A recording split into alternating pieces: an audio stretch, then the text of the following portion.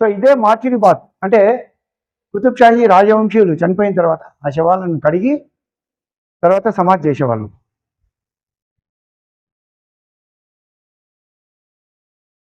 ఇక్కడ నీటి తొట్లు ఉన్నాయి చూడండి, ఈ నీటి తొట్లలో శవాలను కడిగి స్నానం చేసేవాళ్ళు.